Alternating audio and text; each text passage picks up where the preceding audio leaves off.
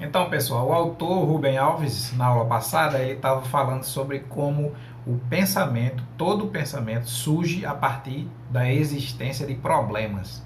É só porque tem problemas que a gente começa a pensar. Segundo ele, se não houvessem problemas, nós não perderíamos tempo pensando e estaríamos simplesmente usufruindo das coisas, certo? É... Então, diante disso, só para enfatizar mais um pouco esse aspecto, a gente pode fazer a seguinte relação. Se você tem um problema na sua vida e você não estava vendo ele, ele vai continuar ali até se tornar algo realmente muito grande que pode até ameaçar sua vida, por exemplo, problema de saúde ou até um relacionamento que você tem que você não sabia que ia mal. E aquilo vai ficando guardado até o dia em que aquilo explode. Aquilo já existia, só que você não estava vendo. Como você não estava vendo aquele problema, você não tinha como dar uma solução. No instante em que o problema aparece, o ideal seria que você agradecesse pelo fato do problema aparecer. Porque quando o problema aparece, aí sim você está vendo ele. Porque se ele não tivesse aparecido, aí você ia estar perdido. Então, todos os problemas que aparecem na sua vida, o ideal seria que você pudesse agradecer quando você percebe a existência desses problemas. Por quê? Pode parecer paradoxal, mas porque é só aí que você começa a achar as soluções, né? Então é isso que o autor está chamando a atenção. Deixa eu compartilhar a tela, a gente vai continuar lá daquele trecho onde a gente estava. Ele chama a atenção que o processo de ensino se concentra mais na capacidade do aluno responder do que de colocar problemas.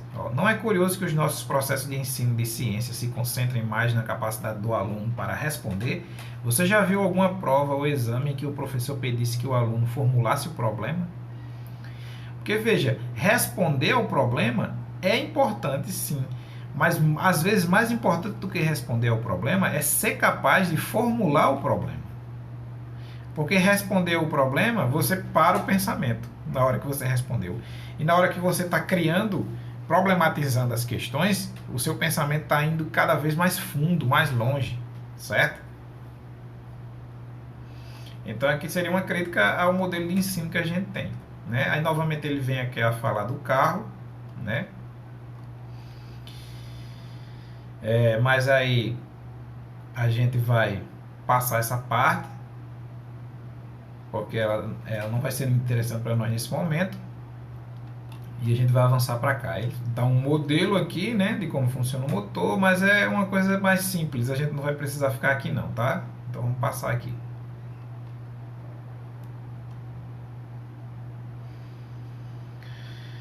É assim que procede um médico ao tentar fazer um diagnóstico.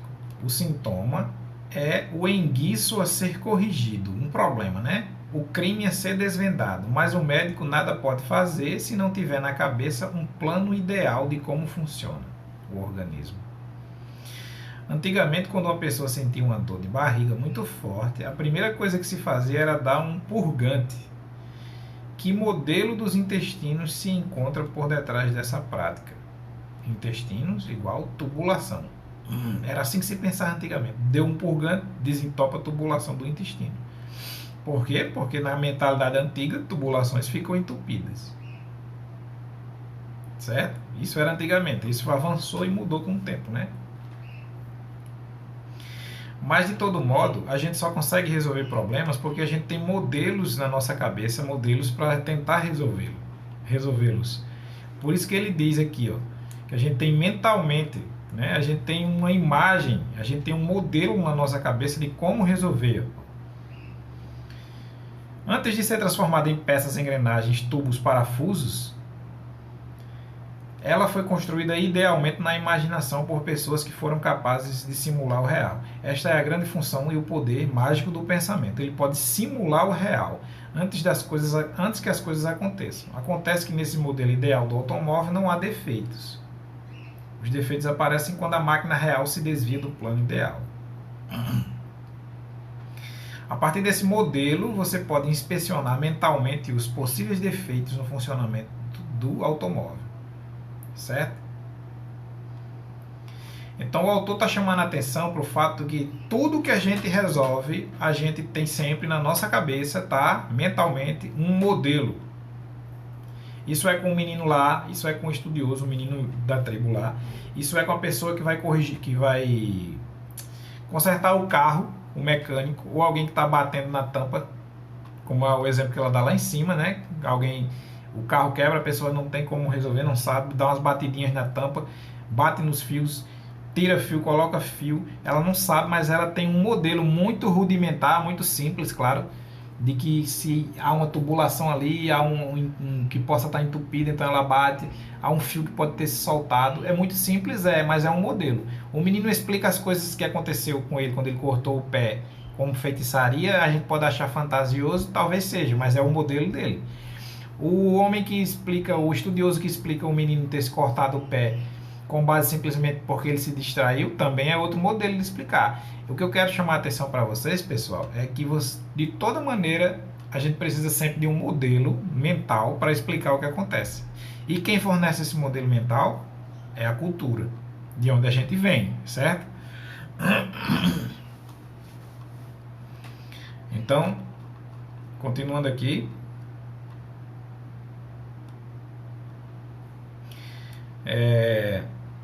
ele continua falando sobre a questão do carro, a gente ter um carro e o carro quebrar, e a gente ter ou não ter um modelo para consertar, ou ter um modelo simples.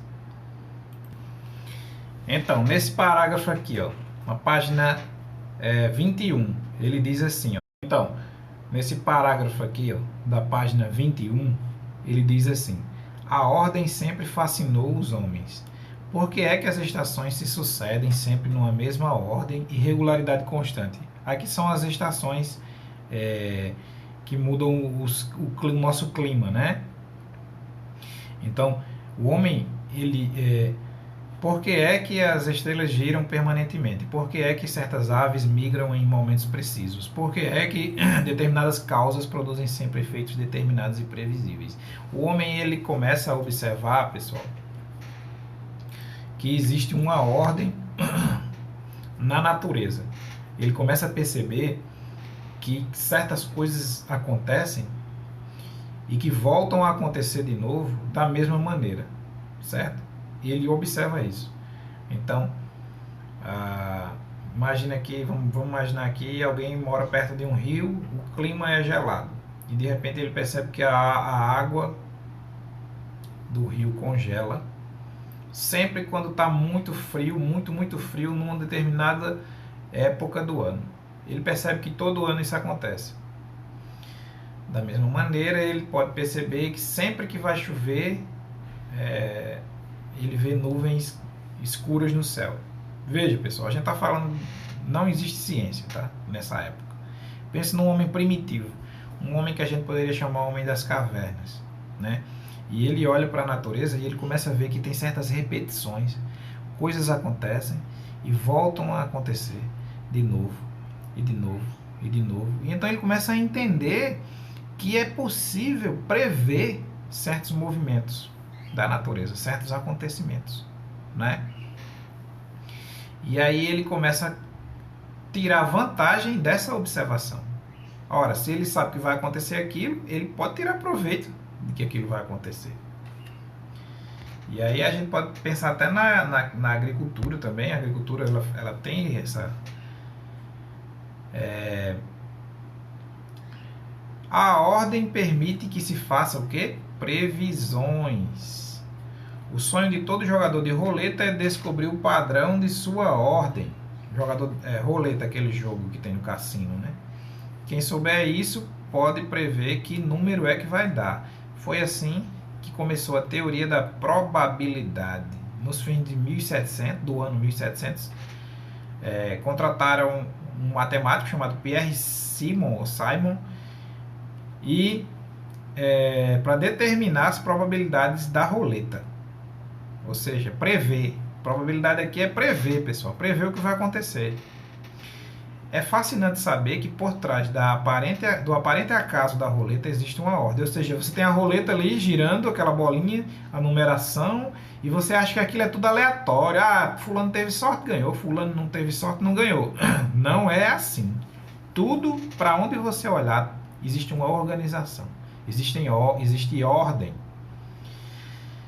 repetição, existe um padrão. Se você não consegue compreender, é uma coisa, mas que tá lá, tá. Porque existem organizações que são muito, muito sutis e você não consegue perceber, mas não significa que não esteja lá.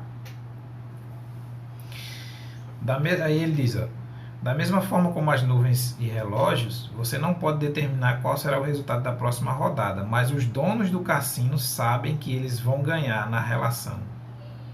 De 38/36. Aqui é alguma coisa do jogo, né? Alguma linguagem de lá que eu não sei.